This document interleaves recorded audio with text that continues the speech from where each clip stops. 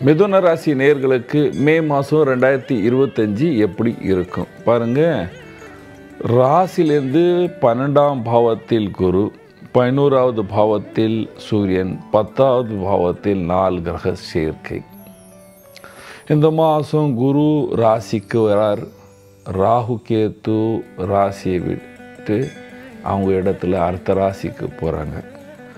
அதனால் அடுத்த ராசிக்கு போகும் பொழுது மிதுன ராசிக்கு நன்மை செய்வார்கள் ராகு. ஏன்னா 3க்கும் 9க்கும் வந்தால் தைரியத்தை இன்க்ரீஸ் பண்ணும், ட்ராவல் அதிகமாக இருக்கும். குரு மாறுறதும் நல்லது. ஏனென்றால் குரு பண்டனில் இருக்கும் பொழுது வீண் விரயங்கள், மன கஷ்டங்கள், ஹெல்த் ப்ராப்ளம் எல்லாம் இருந்திருக்கு. 15ஆம் தேதிக்கு அப்புறம் இதெல்லாமே குறையும். அதாவது மாதம் மத்திய பாகத்துக்கு அப்புறம் கொஞ்சம் இதெல்லாம் பிரச்சனை குறையும், மன கஷ்டங்கள் குறையும், தைரியம் இன்க்ரீஸ் ஆகும், வியாபாரத்தில் சுமாரான லாபத்தை பார்ப்பீர்கள். பெருசாக ஏதாவது வந்துடுமா? இல்லை. சூரியன் மாறின பிற்பாடு சூரியன் 12வது பாவத்தில் வர்றார். சூரியன் 12வது பாவத்தில் அதுவும் ரிஷபத்தில் வரும் பொழுது தூங்கும் போது வீண் விவாதம் செய்யக்கூடாது, கணவன் மனைவி பிரச்சனை செய்யக்கூடாது. வீணாக நான் பெரியவனா நீ பெரியவனா, உனக்கு தெரியுமா எனக்கு தெரியுமா, இதெல்லாம் பேசுனீங்கன்னா வீண் அலைச்சல்கள் வீண் சண்டைகள் எல்லாம் வீட்டில் உருவாகும். பாருங்க, சனி பகவானின் பார்வையும் இருக்கிறனால கணவன் மனைவி உறவில் பிரச்சனை இருக்கு என்று சொல்லலாம். வியாபாரம் செய்கிறவர்களுக்கு இப்பொழுது சுமாரான டைம் ஸ்டார்ட் ஆகுது. வெளிநாட்டு வியாபாரிகளுக்கும் இந்த மாதம் ஓரளவுக்கு மூமெண்ட் இருக்கிற டைம் வந்து விட்டது என்று சொல்லலாம். படிக்கிற பசங்களுக்கு நல்ல நேரம் வந்து விட்டது என்று சொல்லலாம். மே மாதம் பாதி போன பிற்பாடு 15க்கு அப்புறம் ஓரளவுக்கு சுமாரான ரிசல்ட் எல்லாம் உங்களுக்கு வந்து சேரும்.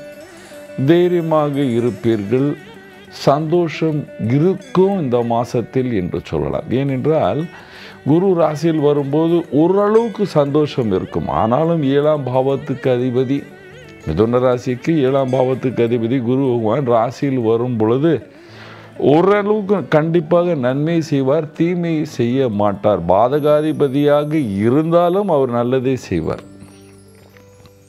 சில பேர் பயம் முடித்து விட்டுருவாங்க. பாதகாதிபதி உங்களுக்கு ராசியில் வர்றாரு எல்லாமே கெடுத்துடும், அந்த மாதிரி எல்லாம் நடக்காதுங்க.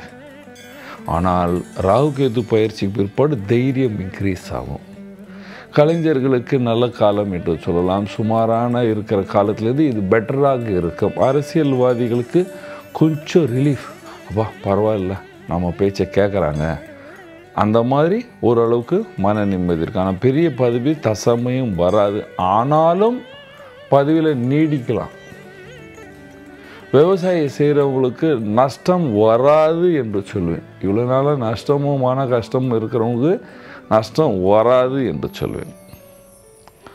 நீங்கள் வீட்டில் இருக்கீங்க, ஆண் பெண் யாராவது வயதானவர்களாக இருந்தாலும் இப்பொழுது உங்களுக்கு ஆரோக்கியம் இருக்கும். ஆரோக்கிய பிரச்சனை இருந்தது, அதெல்லாமே இப்பொழுது குறையும் என்று சொல்லுவேன். வீட்டுக்கு வெளியே அடிக்கடிக்கு ட்ராவல் செய்கிறவங்க கொஞ்சம் தன்னுடைய ஹெல்த்தை பார்த்து கொள்ள வேண்டும். பாருங்கள், பரிகாரம் தினமும் விஷ்ணு சஹஸ்ரநாமம் படிக்க வேண்டும், அல்லது ஓம் நமோ பகவதே வாசுதேவாய இந்த மந்திரத்தை ஜபிக்க வேண்டும். பசுவுக்கு வாழைப்பழம் வாங்கி கொடுக்க வேண்டும், அல்லது வெல்லம் கொடுக்கலாம், அல்லது அகத்திக்கீரை வாங்கி கொடுக்கலாம்.